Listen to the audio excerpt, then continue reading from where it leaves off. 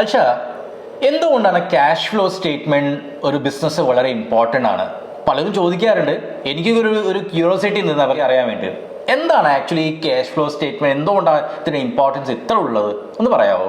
രാജിന്റെ നിലവിലുള്ള എന്താണ് ക്യാഷ് ഫ്ലോയെ കുറിച്ചുള്ള മനസ്സിലാക്കല്? വരവും ചെലവും നമ്മൾ റെക്കോർഡ് ചെയ്യുക, പിന്നെ കൃത്യമായിട്ട് നമ്മൾ ട്രാൻസാക്ഷൻ റെക്കോർഡ് ചെയ്യുക എന്നാണ് എൻ്റെ ഒരു അറിവ്. ഓക്കെ, ഇപ്പം നമുക്ക് ഒരു ബിസിനസ്സിനെ സംബന്ധിച്ചെടുക്കുമ്പോൾ മെയിനായിട്ട് 3 സ്റ്റേറ്റ്മെൻ്റ് ആണ് വരുന്നത്.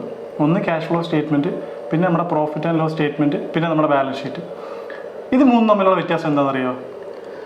ബാലൻസ് ഷീറ്റ് എന്ന് പറഞ്ഞാൽ നമ്മുടെ കമ്പനിയുടെ കംപ്ലീറ്റ് ട്രാൻസാക്ഷൻസ്, അത് എത്ര കിട്ടാണ്, റിസീവബിൾസ് എത്രയുണ്ട്, പേബിൾസ് എത്രയാണ്.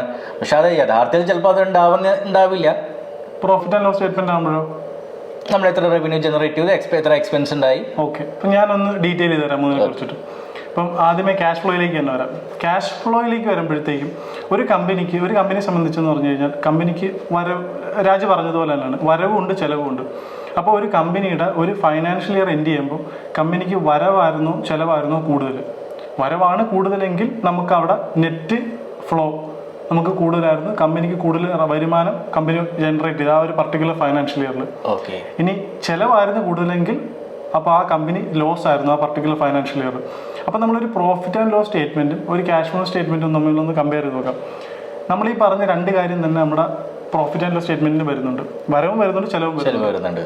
പക്ഷേ ഉള്ളൊരു പ്രശ്നം എന്ന് വെച്ച് കഴിഞ്ഞാൽ ഒരു കമ്പനിയുടെ പ്രോഫിറ്റ് ആൻഡ് ലോസ് സ്റ്റേറ്റ്മെന്റിൽ കമ്പനി കച്ചവടം ചെയ്യുമ്പോഴത്തേക്ക് ക്യാഷ് ആയിട്ടുള്ള കച്ചവടം ചെയ്യുന്നുണ്ട്, ക്രെഡിറ്റ് ആയിട്ട് കച്ചവടം ചെയ്യുന്നുണ്ട്. തീർച്ചയായിട്ടും. അപ്പം റവന്യൂല് നോക്കുമ്പോൾ ഇത് 2 ക്യുമുലേറ്റ് ചെയ്തുള്ള ഫിഗർ ആയിരിക്കും കാണിക്കുന്നത്. അപ്പൊ ഇത് എക്സാക്ട് ആവണമെന്നില്ല. അപ്പൊ സെപ്പറേറ്റ് ആയിട്ട് നമ്മൾ അതേപോലെ തന്നെ നമ്മൾ എക്സ്പെൻസിന്റെ കാര്യം എടുക്കുമ്പോഴും സപ്ലയർ നമ്മൾ പർച്ചേസ് ചെയ്തു, ക്രെഡിറ്റിലായിരിക്കും പർച്ചേസ് ചെയ്തിട്ടുണ്ടാവുക. പർട്ടിക്കുലർ ഫൈനാൻഷ്യൽ ഇയർ ക്ലോസ് ചെയ്യുമ്പോഴത്തേക്ക് ഇത്ര ക്രെഡിറ്റ് നമുക്ക് കൊടുക്കാനുണ്ട്. അപ്പോഴും നമ്മളൊരു P&L ഒരു പ്രശ്നം ഇതാണ്.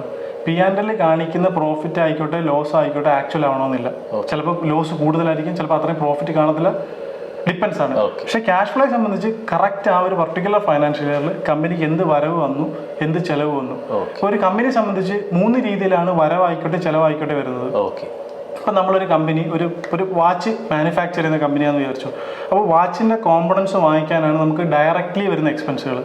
നമ്മൾ മാർക്കറ്റ് ചെയ്യുന്നതായിക്കോട്ടെ, നമ്മൾ സാലറി സ്റ്റാഫിന് കൊടുക്കുന്നതായിക്കോട്ടെ, നമ്മൾ റെൻറ്റ് കൊടുക്കുന്നതായിക്കോട്ടെ, ഇതെല്ലാം ഇൻഡയറക്റ്റ്ലി വരുന്ന എക്സ്പെൻസാണ്. അതായത് ഡയറക്റ്റ് കോർ ഓപ്പറേഷനിൽ വരുന്ന എക്സ്പെൻസുകളല്ല. പിന്നെ കമ്പനിയെ സംബന്ധിച്ച് കമ്പനിക്ക് വരുന്ന അതർ ഇൻകം എന്ന് നമുക്ക് പറയുകയാണെങ്കിൽ കമ്പനിയുടെ എന്തെങ്കിലും പ്രോപ്പർട്ടി ലീസ് ചെയ്തിട്ടുണ്ടെങ്കിലോ റെൻ്റ് ഔട്ട് ചെയ്തിട്ടുണ്ടെങ്കിലോ എന്തെങ്കിലും നമ്മുടെ ബാങ്കിൽ ഇൻവെസ്റ്റ്മെൻറ്റ് വല്ലതും ചെയ്തിട്ടുണ്ടെങ്കിൽ നമുക്കത് സോഴ്സ് ഓഫ് ഇൻകം ആണ്.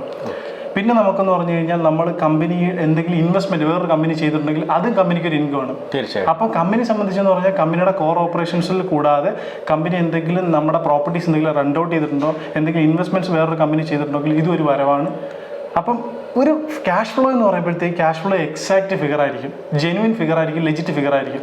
അതിൽ ഒരു പൊലിപ്പീരില്ല. P&L വരുമ്പോഴത്തേക്കും റവന്യൂ ഇപ്പോൾ നമുക്ക് വന്നിട്ടുള്ളതിൽ കൂടുതൽ കാണിക്കും, എക്സ്പെൻസ് ആയിക്കോട്ടെ നമ്മൾ ചിലവാക്കിയതിൽ കൂടുതൽ കാണിക്കാതിരിക്കാം. കാരണം കടം കൊടുത്തിട്ടുണ്ട്, കടം വാങ്ങിച്ചിട്ടുണ്ട്, ഇതാണ് ഡിഫറൻസ്.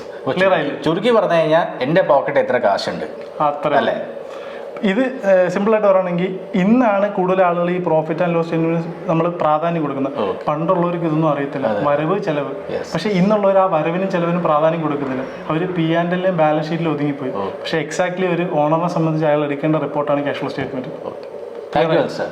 Okay, thank you.